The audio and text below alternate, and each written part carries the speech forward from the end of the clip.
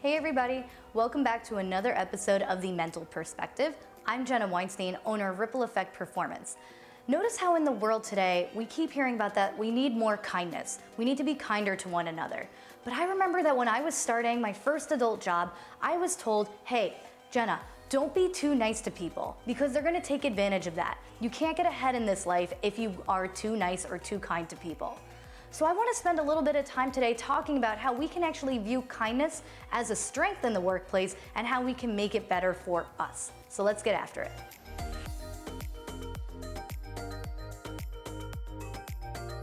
So I was actually inspired to do this video based on a conversation that I had with a friend of mine. We were talking about our different work experiences, and we noticed that throughout our work history and our careers, we were constantly being told, hey, don't be too nice because people are gonna take advantage of you. Being kind is a weakness, not a strength. And I believed that for a really long time, and I'm sure a lot of you still do too.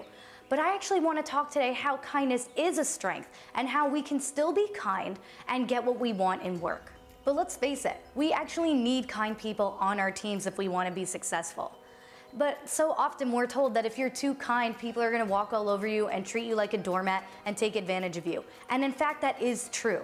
There's a difference between being kind and assertive and overly kind and being taken advantage of.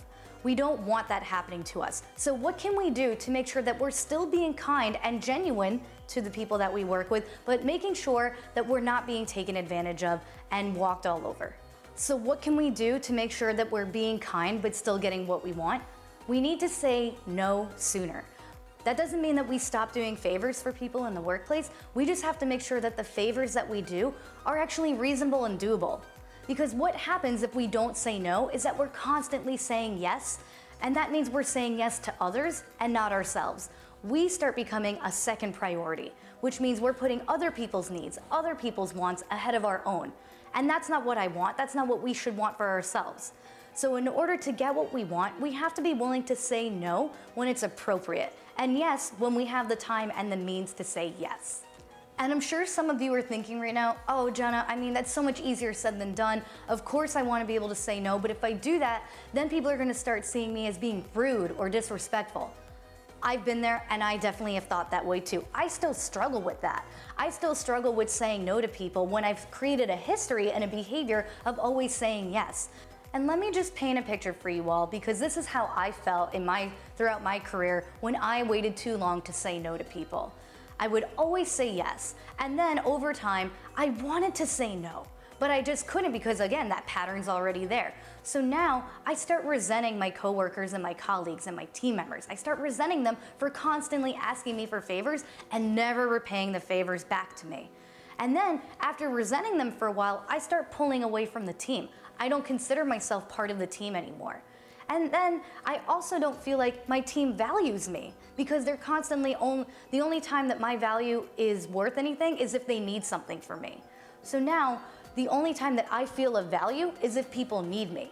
And that's not fair to us. That's not fair to who we are because we have so much more value that shouldn't be contingent on how other people see us. So remember, I'm not saying that we should say no all the time. We want to say yes because that's in our nature to be kind and caring people to the people that we work with, obviously. But what I am saying is be very strategic in what you say yes to. Don't say yes to the favors or the ways that people need your help that's going to take all day and distract you from all the work that you need to do or the things that are important for you in your life. Say yes to the micro favors, the little mini favors that might only take 5, maybe 10 minutes tops of your time. Because those are things that you know would be reasonable and doable that you would feel comfortable asking people to take time out of their day for. I'm sure that you wouldn't feel comfortable asking people to sacrifice an entire day of their time to help you with something, so why should you do the same for them? So my challenge to you all going forward is to continue finding ways that you can do more micro favors for people throughout your offices or your organizations. Find those opportunities where those micro favors present themselves and take advantage of them. And then I guarantee you'll find more people in your office more willing to do those micro favors for you as well.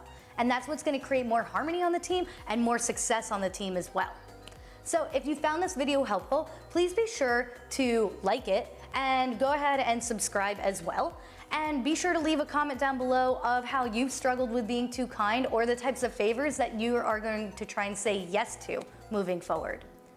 And if you're wanting more tips and strategies to help you in your life, be sure to follow me on social media. And if there are certain topics that you want to learn about from me, be sure to drop a comment down below and tell me what that topic is, and I'll make a video for you about that as well. And remember, this is all about making small changes in our everyday lives to help us achieve our goals and be successful. That's what the ripple effect is, folks. So let's start your ripple effect today.